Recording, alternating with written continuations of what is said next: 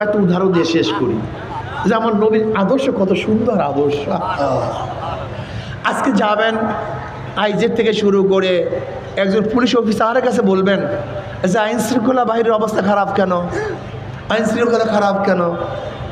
প্রত্যেকে বলবে জনগণ অনুযায়ী পুলিশের সংখ্যা কম। কি বলবে ভাই? জনগণ সংখ্যা অনুযায়ী পুলিশের সংখ্যা কম, বিদায় তারা মেনটেনেন্স করতে পারতেছে না, তারা ঠিক রাখতে পারতেছে না। আমি বললাম এই কথাটা সম্পূর্ণ গলত, একটা চরম ভুল কথা।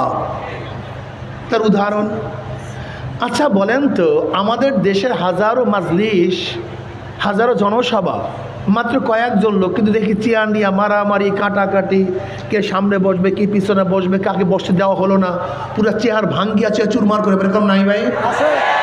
হ্যাঁ, অথচ চরমোনাই ময়দানে লক্ষ লক্ষ মানুষ, টঙ্গীর ময়দানে লক্ষ লক্ষ মানুষ, কে আগে বসছে কে পিছনে বসছে খবরও নেই।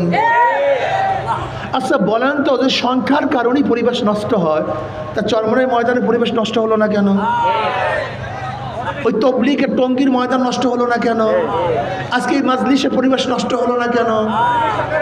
আসলে আমাদের আদর্শ ঠিক নেই, চরিত্র ঠিক নেই। মূল জায়গায় কেউ ভাব দেয় না, বিশ্বাস করেন, আমি গবেষণার মূল জায়গায় কেউ কোনো কথা বলে না, মূল জায়গায় কেউ হাতি দেয় না, শুধু পরিবর্তন চাই, শুধু পরিবর্তন চাই। আচ্ছা বলতে, একজনের নাম এ, একজনের নাম বি, একজনের নাম সি, তিনজনই সোর, এ ও সোর, বি ও সোর, সি ও সোর। ক্ষমতা আছে এ, সে কি করবে? হটাও এ বসাও বি, সে কি করবে? হটাও বি বসাও সি। কারণটা কি? ব্যক্তি পরিবর্তন হচ্ছে, দল পরিবর্তন হচ্ছে, নীতি আদর্শের পরিবর্তন হয়নি।